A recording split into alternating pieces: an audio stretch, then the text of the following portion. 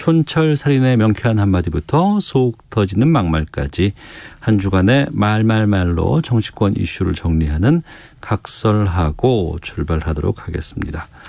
오늘도 변함없이 더불어민주당 최민희 전 의원 나오셨습니다. 안녕하십니까? 안녕하세요. 불굴의 희망 최민희입니다. 네. 그리고 장혜찬 시사평론가 급히 지금 막 들어오셨습니다. 괜찮으세요? 네, 괜찮습니다. 뛰어오시지 않으셨어요? 네, 열심히 뛰어왔습니다. 오늘 비상이죠? 그 캠프? 아니 뭐 그런 일보다는 네. 앞에 다른 일정이랑 차 막히는 교통체증 때문에 조금 늦었습니다. 예, 죄송합니다. 예. 음료수 좀 드시면서 호흡 좀 가다듬으시고 네. 천천히 말씀 좀 나누도록 하겠습니다. 이제 뭐 민주당도 그렇고 국민의힘도 그렇고 뭐 후보 등록 국민의힘은 이제 마쳤고 네. 본격적으로 경선 레이스 시작 돌입하는 상황이고 국민의힘은 민주당은 지금 지역 순회 경선 이미 지금 시작해야 하는 상황입니다. 충청에 대한 표심이 이제 곧 이번 주에 이제 발표가 좀 되기도 할 것 같고요. 하나씩 좀 보도록 하겠습니다. 먼저 국민의힘 쪽으로 가죠.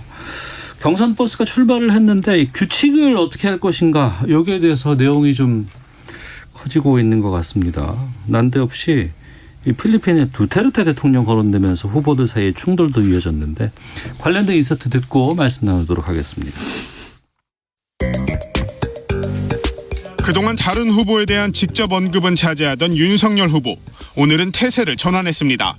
행정의 수반인 대통령이 형사처벌에 관한 이런 사법 집행에 대해서 언급하는 것이 좀 어떻게 보면 두테르테식인데 홍준표 후보는 적폐 수사의 선봉장이었던 윤 후보가 오히려 두테르테의 하수인 아니냐고 반발했습니다.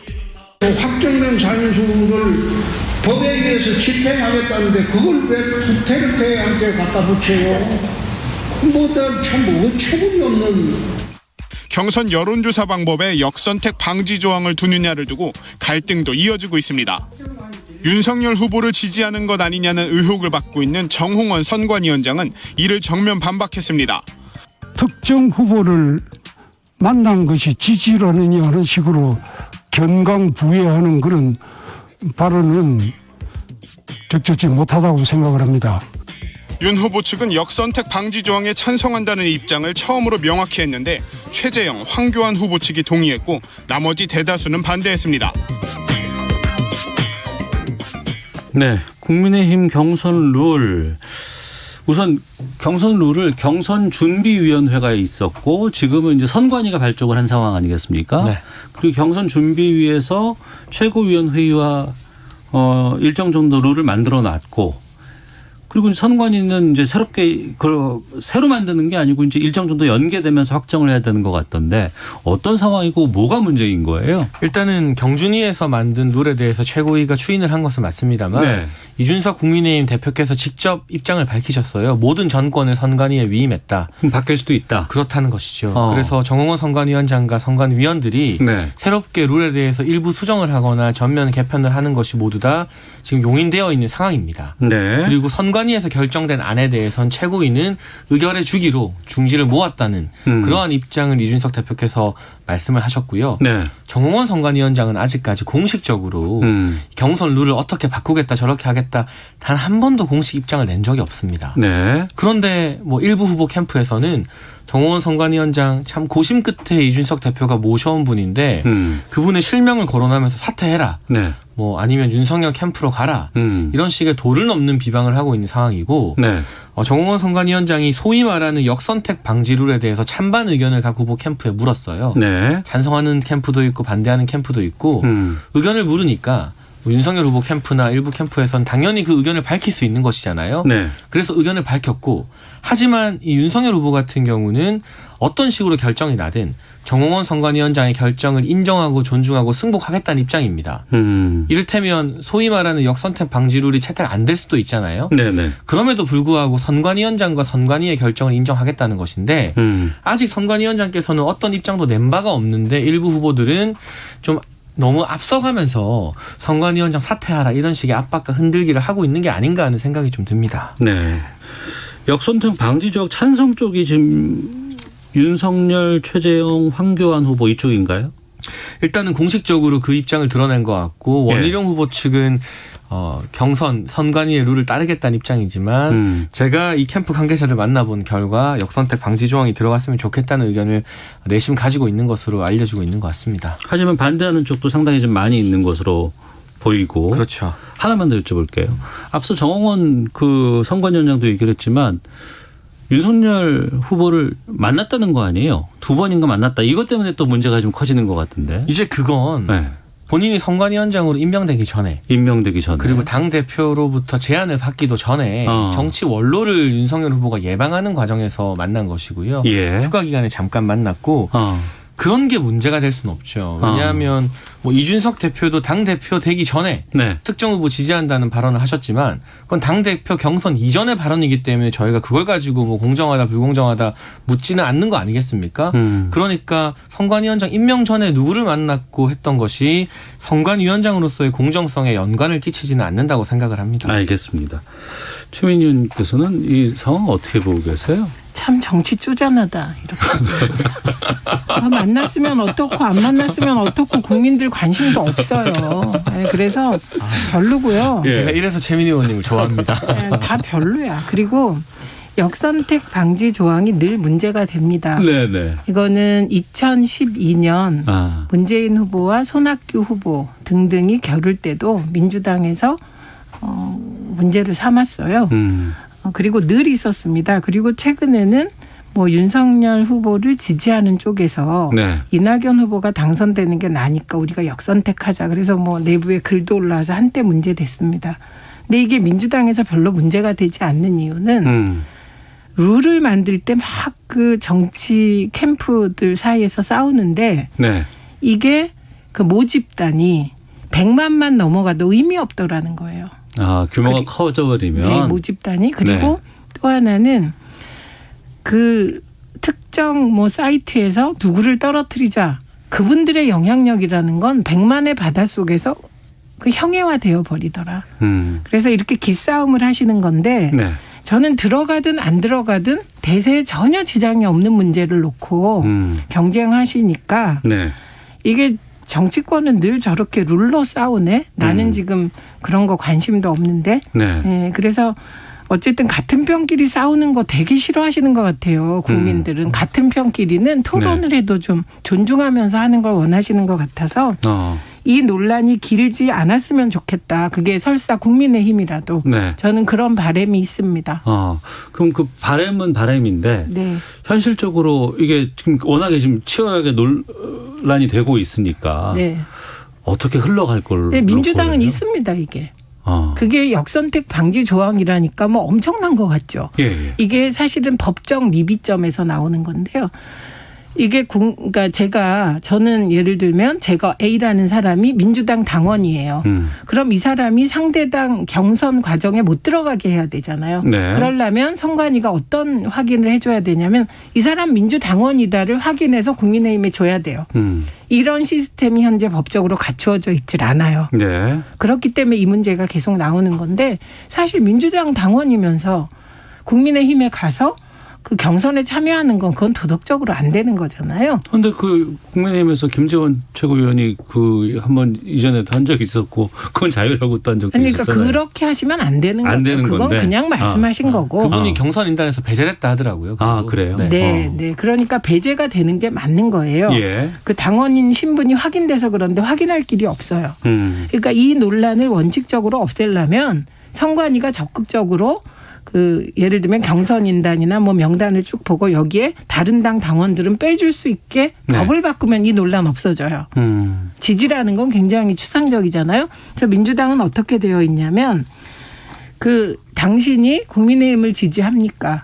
혹은 민주당을 지지합니까? 중도. 이렇게 봤을 때 국민의힘 지지한다면 그분은 빼는 거예요. 네. 역선택 방지라는 게 어마어마한 게 아니고 딱 그 과정이거든요. 민주당은 그걸 채택해서 하고 있습니다. 민주당은 예. 하고 있습니다. 왜냐하면 이게 그 민주당은 이 경험이 오래됐기 때문에 네. 사실 넣나 안 넣나 별 의미가 없으나 문제제기가 늘 되니까 넣는 게 낫겠다 이렇게 결정을 한 것이고요.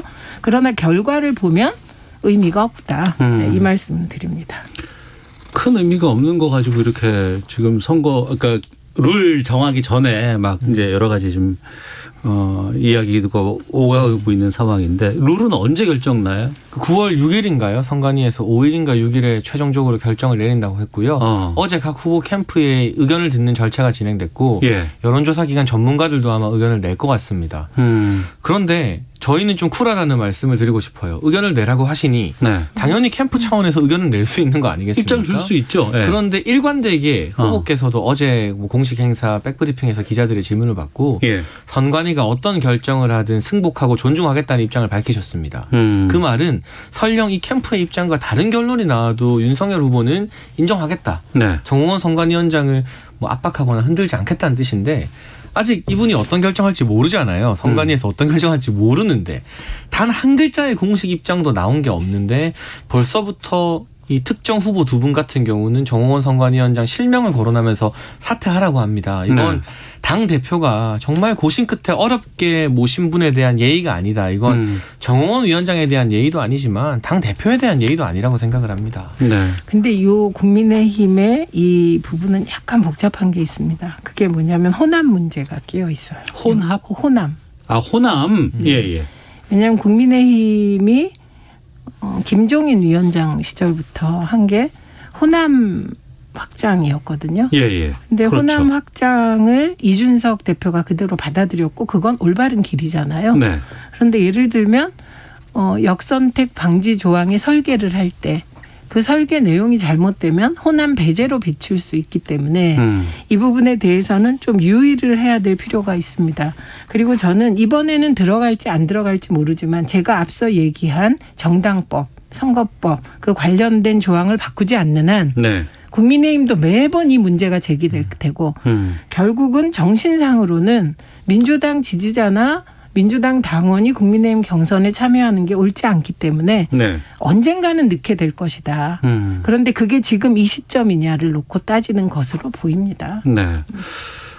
그런 여러 가지 캠프 간의 후보 간의 이야기가 오가는 와중에 좀 외교적 결례 이 얘기까지 지금 나오고 있는 상황이에요. 이 필리핀 두테르테 현 대통령이 언급이 되고 뭐 하수인 뭐 이런 얘기가 좀 나오는데 이거는 어떤 건가요? 일단은 이건 역선택 방지 룰과는 무관하게 예. 이제 사형제와 관련된 이야기인데 최근에 네. 그 20개월에 그 자기 딸을 물론 계부라고 합니다만 네.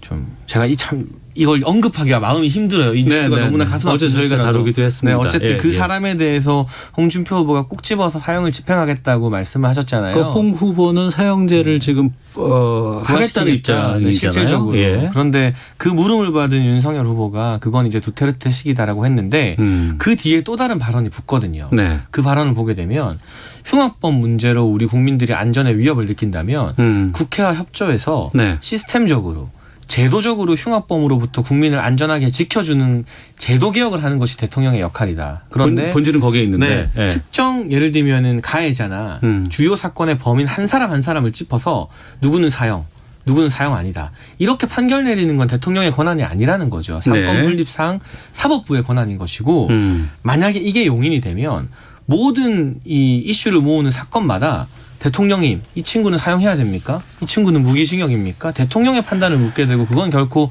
적절한 국가 시스템 차원의 방식이 아니기 때문에 네. 그 부분에 대해서 삼권분립의 원칙을 말한 것이고 결코 흉악범에 대해서 뭐 사용하면 안 된다, 뭐 법을 약하게 적용해야 된다 그런 차원의 말이 아니었어요. 그리고 네. 두테르테 대통령이 실질적으로 본인이 직접 이 필리핀의 마약 사범들에 대한 직결 사형 처분을 지시 내린 적이 있잖아요. 그걸 예로 든 것이지 뭐 두테르테 대통령을 이 발언 자체에서 비하했거나 비난한 것은 아니고 대통령이 직접 사법 절차에 개입하는 하나의 세계적인 예시가 두테르테 대통령이라서 비유를 쓴 것뿐이라고 생각을 합니다. 네. 근데 이제 기억에 남는 건 두테르테밖에 안 남으니까. 또 언론도 그렇게 뽑고 있으니까 그게 또. 네.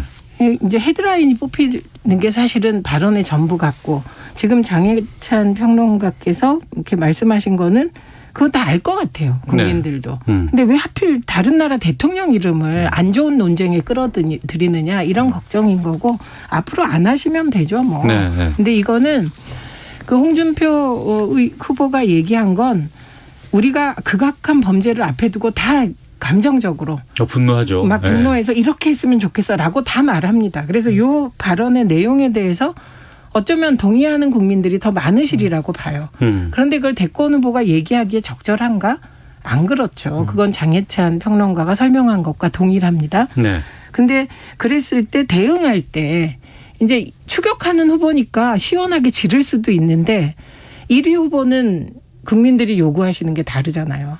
그러니까 이런 비판 예를 들면 필리핀하고 우리가 외교하고 있는데 그러면 두테르테 대통령 만날 일이 있는데 어떡할 거야. 이 얘기가 나오는 건 그러니까 두 분 다라고는 하지만 사실 1위 후보에 대해서 더 묻게 되는 거죠. 그러니까 앞으로 조심하면 되죠. 1위라서 받는 말을 것이다. 얘를 잘못 들었고 그러니까 앞으로 조심하면 되죠. 뭐 이게 길게 얘기할 건 아닌 거라고 봐요. 두테르테 대통령은 이런 예시에 자기 이름 등장한 거 좋아하지 않을까요? 아마 그런 식의 철권 통치를 하시는 분이다 보니까 이게 옳다 그르다 윤석열 후보 발언에서 가치 판단이 있었던 게 아니라 예. 그런 식으로 대통령이 사법 절차에 개입하는 방식은 두테르테식인 건 맞잖아요.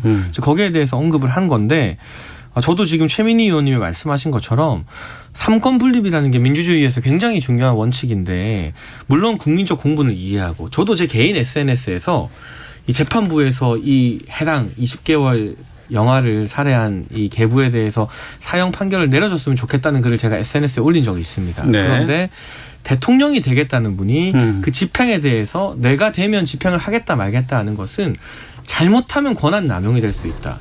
그런 알겠습니다. 집행 절차가 국민 법감정에 맞게 잘 진행되도록 제도를 가다듬어서 이 사법부와 입법부가 잘 역할할 수 있도록 돕는 것이 대통령의 역할이라는 네. 본질적인 이야기를 좀 하고 싶었던 것 같습니다. 맞는데 그래도 참고는 앞으로는 다른 나라 대통령 이름은 거론하지 마세요라고 조언하는 게 맞겠죠. 알겠습니다. 하나만 이거는 최민희 의원께 좀 질문하고 좀 잠깐 쉬었다 와야 되겠는데 홍준표 후보 지지율이 지금 많이 올라가고 있어요. 유의미하게 좀 확 뛰고 있는 느낌이 좀 드는데 어떻게 보세요? 그러니까 이건? 가장 유의미한 지지율을 보시려면 네. 보수 지지층 내가 보수다라고 하는 분들만의 홍준표 후보에 대한 지지율을 보셔야 되고 더 유의미하려면 국민의힘 지지층에서 봐야 되는데 사실 보수에서 올랐어요. 근데 국민의힘 지지층에선 여전히 윤석열 후보가 50% 넘습니다. 그러니까 홍준표 후보의 지지율이 오른 건 맞지만 네. 그것이 무슨 뭐 상황을 바꾸고 야당의 후보의 서열을 바꿀 수준은 아니다. 네. 그리고 전체를 놓고 국민 전체를 놓고 보수 후보를 물어보면 더 많이 올랐어요. 그걸 보면 민주당 지지하는 분들이 홍준표 후보를 더 많이 지지하고 있거든요. 예. 그렇기 때문에 그거는 저는 크게 유의미하다고 생각하지 않습니다. 캠프에서는 좀 어떤 입장이에요? 근데 사실은 저희가 주장하는 것처럼 여러 가지 데이터를 제가 오늘 구체적 수치를 언급할 수는 없잖아요. 네, 그거 해주시면 안 방송에서 됩니다. 네. 준비가 안 되어 있기 때문에. 네. 하지만 한두 조사가 아니라 여러 조사에서 양자 대결이나 이 여야 후보가 포함된 다자 대결에서는 이재명 지사나 이낙연 전 대표를 지지하는 분들이 본인이 지지할 여당 후보가 없는 조사에서만 유독 이제 홍준표 후보나 유승민 후보에게 몰리는 현상이 분명히 있어요. 조사 성향에 따라 좀 달라진다. 네, 예, 그런데 예. 그걸 이제 저희가 역선택이라고 표현을 하는 것인데 그게 유독 이번 대선 경선 조사에서 두드러지지만 그런 걸 감안하더라도 소폭 상승한 건 맞습니다. 그리고 특히 20대 남자들이 최근에 홍준표 후보의 그런 아까 사형 집행과 관련된 시원시원한 발언들을 호응하고 있는 것은 맞아요. 하지만 저희는 그래서 우리가 똑같이 그렇게 뭐 사형하겠다 이런 발언으로 민심을 사로잡기보다는 정말 2030 세대의 삶을 개선시켜줄 수 있는 정책과 공약으로 네. 말이 아니라 행동으로 진정성 있게 접근하겠다는 그런 시각을 가지고 있습니다. 알겠습니다. 네, 각설하고 돌아왔습니다. 더불어민주당 최민희 전 의원, 장해찬 시사평론가, 윤석열 캠프에 있습니다. 함께 말씀 나누고 있는데요. 청취자 의견 잠깐 소개해드리고 민주당으로 가겠습니다. 0493님은 사형 집행에 대한 승인권은 대통령에게 있는 것으로 알고 있습니다. 삼권 분립과는 다른 게 아닌가 싶은데요. 라는 의견도 주셨고 7026님은 홍준표 후보는 삼권 분립에서 대통령이 사건마다 의견 개진을 한다는 게 아니라 대법원에서 사형 확정 판결 난 사형수에 대해서 집행을 승인하겠다는 의미로 이야기한 것이겠죠? 라는 의견도 좀 들어와 있는데요. 민주당 상황 보겠습니다. 권리당원 투표 들어갔고 주말에 결과가 나옵니다. 충청 표심이 어떻게 될 것인가 여기에 대해서 많은 분들이 관심 좀 집중되고 있는 상황인데요. 준비된 인터뷰 듣겠습니다. 충청의 사위 저 이재명이 균형 발전을 토대로 충청이 새롭게 도약하고 발전할 수 있는 기틀을 확실하게 마련하겠습니다. 당원 동지 여러분, 우리는 국민과 함께 국민의 정부, 참여정부, 촛불 정부를 열었습니다. 그 중심에는 준비된 대통령 후보가 있었습니다. 이재명 후보가 여론조사상 우세를 이어갈지, 이낙연 후보가 뒤집기 기반을 마련할지 충청 지역은 경선 초반 판세의 가늠자로도 해석됩니다. 본격적인 투표 시작과 함께 두 후보 간 신경전도 거칠어지고 있습니다. 이재명 후보는 무료 변론과 위법 가능성을 제기한 이낙연 후보 측 윤영찬 의원을 향해 허위 사실 음해는 선거 범죄라며 직접 사과를 요구했습니다. 반면 이낙연 후보 측 윤 의원은 인신공격이라고 반박하고 자신의 의혹 제기는 검증 차원이라고 맞받았습니다. 네. 첫날 투표율이 26.43%, 첫날 치고는 상당히 높은 편이라는 평가가 나오고 있는데 최민희 의원님께서는 이 수치가 어떤 의미라고 보세요? 그러니까 우선 이번 민주당의 경선 투표가 굉장히 복잡합니다. 네. 권리당원이 있고 대의원이 있고 예. 선거인단도 한꺼번에 모집한 게 아니라 1차, 2차, 3차. 그랬죠. 예. 네, 이건 아마 그 순차적으로 표를 공개함으로써 관심도를 집중시키겠다는 그러니까 전략 발표도 다 같아요. 다르더라고요, 보니까. 예. 예. 그래서 토요일에 발표되는 거는 충청 지역의 대의원 권리당원의 표심입니다. 네. 그러니까 이게 대의원은 완전 조직표고요. 네. 그러니까 이 대의원의 조직표는 시의원, 도의원을 얼마나 확보했느냐, 지역위원장을 얼마나 확보했느냐, 뭐 네. 이런 게임이 되고, 그다음에 권리당원 표를 이게 공개합니다만 권리당원은 옛날에는 지역위원장이 거의 100% 장악했다고 하는데 지금은 그러지 않습니다. 예. 권리당원은 각자 판단을 하시기 때문에 판단하기 어려워요.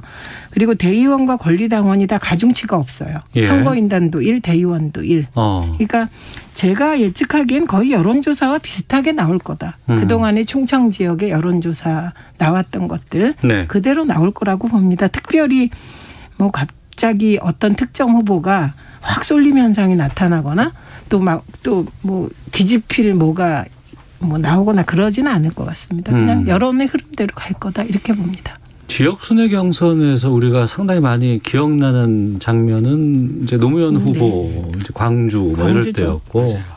그때는 제주부터 밑에서 싹 이렇게 올라왔었잖아요. 근데 이번엔 충청부터 이제 처음에 이제 민심을 반영하게끔 되는데 또 충청 민심은 정치권에서 의미하는 바가 좀 크잖아요. 되게 충청도가 편들어주는 쪽이 이긴다. 네. 이렇게 되어 있는데 저는 이상민 위원장이 충청도라 충청도부터 하신 거 아닌가? 그러니까 뭐 우리가 어떤 결정할 때 뭐 큰 의미가 있을 것 같지만 네. 사실은 그런 거 다 영향을 주거든요. 그래서 별 맞아요. 충청도건 제주도건 뭐 강원도에서 시작하건 이런 것도 별 의미가 없다. 네. 그래서 결국 이 대결은 조직 그리고 오랜 인간관계의 끈끈함 대 승리 가능성의 싸움이다 이렇게 봅니다. 충청도도 거기서 예외일 수는 없다. 예. 그래서 몇 분 조직력이 강한 이제 그 후보들이 있지 않습니까? 그 후보들의 득표율은 여론조사보다 약간 올라갈 것 같아요. 그런데 그게 무슨 뭐 판세에 영향을 줄 정도는 아닐 거라고 봅니다. 이건 제 의견이 아니고 네. 그냥 여론조사 전문가들 의견입니다. 저도 최민희 의원님 의견에 동의하는 게 예. 선거판 띄워보면 조직 이야기를 많이 하는데 시대가 변할수록 저는 조직의 영향력이 되게 약화되고 있다고 생각을 해요. 그리고 대선 같은 중요한 선거에서는 각 당의 지지자들이 정권 교체냐 정권 재창출이냐 결국 당선 가능성에 가장 많은 비중을 두고 투표를 하게 됩니다. 예전처럼 당협위원장이나 또는 뭐 이 도지사나 이런 사람들이 소위 말하는 오더를 내려서 누구 찍어라 한다 해서 기계적으로 거기에 속한 당원들이 투표하는 시대는 예전하게 끝났거든요. 그러니까요. 그렇기 때문에 저는 야당은 그 비중이 더 클 거고 여당에서도 당선 가능성이 유권자들 당원들의 어떤 표심에 가장 많은 영향을 끼칠 거라고 보고 네. 특히나 충청 같은 경우는 우리가 뭐 일반적인 보수색도 또 일반적인 진보색도 아닌 중도적인 지역으로 분류를 하는 것 아니겠습니까? 그럼 더더욱 당선 가능성을 높이 평가하게 될 텐데 일단은 말씀하신 것처럼 뭐 이상민 위원장의 지역 연구가 되었든 무엇이 되었든 충청에서 스타트를 끊었는데요. 충청에서 1위를 하는 후보가 저는 민주당 경선에서는 내내 대세론을 구축해 나갈 가능성이 대단히 높다. 네. 그리고 뭐 일부 후보들이 예를 들면 도지사를 특정해서 굉장히 많이 만난 후보도 있었고요. 제가 실명은 거론 안 하겠습니다.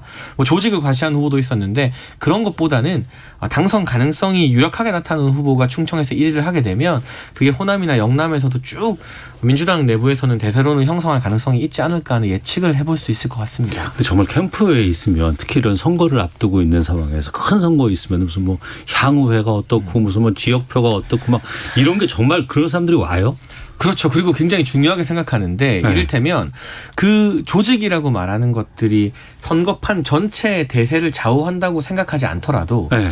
그 조직에 계신 분들 또 지역 이 협의회에서 활동하시는 분들을 우리가 서운하게 하면 안 되는 거잖아요. 아, 찾아오는데 거기에 대해서 표 안 되니까 난 모르겠어. 난 공정하게만 갈 거야라고 할 수도 없는 상황인 거군요. 그리고 먼저 찾아가야죠. 다른 데서 다 찾아오는데 우리 캠프만 안 찾아가면 또 그분들이 서운해 하시니까 이분들이 다른 데 가는 건 또 부담스러운 거거든요. 그러니까 네. 그분들을 잘 모셔야 되는 건 주지의 사실이지만 냉정하게 봤을 때 대세론으로 보면 소위 말하는 지상전이라고 하는 조직전에 영향을 끼치는 건 지역선거나 그나마 총선에서 조금 까지고 대선 같은 전국 단위 규모 선거에서는 공중전이라고 하는 미디어 노출 또 후보 개인의 메시지가 훨씬 더 큰 영향을 끼친다고 봐야죠. 총선도 저는 거의 조지가 아닌 것 같아요. 총선은 바람인 것 같고요. 네. 선거의 철칙이 이런 게 있습니다. 100명의 지지자를 만드는 것보다 한 명의 안티를 안 만드는 게 더 중요하다. 네. 그런 측면에서 모든 조직을 관리를 해야 되니까 정말 힘들고 고달픈 일이죠. 네.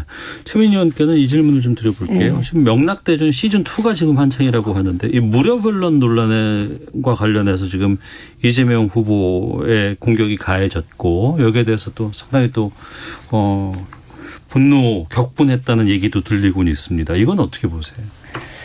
이것은 일단 이게 별로 영향을 안 주고 있다. 이게 네. 이제 이낙연 후보 캠프에서는 아프니까 더 세게 나가는 게 아닌가 싶고 지금 허위사실 여부를 다투고 있는 건 두 가지입니다. 대납 의혹을 얘기하면서 MB의 삼성 대납을 끌어들였고요. 이낙연 캠프에서. 그리고 재산이 늘었다라고 얘기했는데 재산이 안 는 건 팩트 같습니다. 그리고 대납은 하지 않았다. 어디서도. 근데 이제 여기서 조금 문제가 되는 거는 지금 이낙연 캠프에서 계속 이번엔 MB를 끌어들였는데 지난번에는 황교익 씨를 친일 논란했고요. 처음에 경선 불복 관련한 이슈도 나와서 이 민주당 지지자들이 가장 싫어하는 코드가 지금 계속 나오고 있는 건 이거는 얼마나 성공할지 모르겠습니다만 민주당 지지자들 전체에게 상처를 주고 있어서 이건 조금 다시 돌아봐야 될 것 같고요. 예. 그리고 이재명 후보가 감정적인 표현을 한 건 맞는 것 같은데 이거는 윤영찬 후보 개인과의 관계, 인간적인 관계가 윤영찬 있는 의원? 것 네, 같습니다. 예. 윤영찬 의원에 대해서. 그래서 이 부분은 이례적인 거죠. 후보가 감정을 드러내는 거. 예를 들면 정치인 중에 가장 표정이 시끄러우신 분이 노무현 전 대통령이셨거든요. 네. 그 외에는 정치인들은 다 포커페이스인데 이재명 후보가 그걸 깨서 저는 이에 대한 반응이 매우 궁금하고 그다음에 수입료를 밝히면 된다 이렇게 얘기하는데 이낙연 캠프가 제가 자료를 다시 보니까 이재명 후보가 1심에서 무죄 받았잖아요. 네. 그리고 2심에는 사실 기자들도 안 갔어요. 뻔하게 끝난다. 그런데 의외로 뒤집어졌기 때문에 돈이 든 거는 대법원뿐인 거예요. 나머지 1심에서는 별로 그렇게 의미 있는 돈은 안 들었을 것 같거든요. 네. 그러니까 그때 전해철 의원도 이재명 규명 서명하셨으니까 이낙연 캠프가 이건 조금 이걸 계속 끌고 가는 건 실이 없지 않을까 싶습니다. 알겠습니다. 시간이 다 돼서요. 각설하고 여기서 마치도록 하겠습니다. 최민희, 장혜찬 두 분과 함께 했는데요. 이 댓글 소개해드리고 마치겠습니다. 정영원님께서 충청의 표심은 기나긴 고민 끝에 투표장에서 도장 찍을 때 결정납니다. 저도 충청 토박이지만 대부분 투표 전에도 누구 지지하는지 말 안 하고 투표 후에도 누구 찍었는지 절대 말하지 않습니다. 전공을 지시네요. 참 유권자세요. 예. 자, 두 분과 함께했습니다. 고맙습니다. 고맙습니다.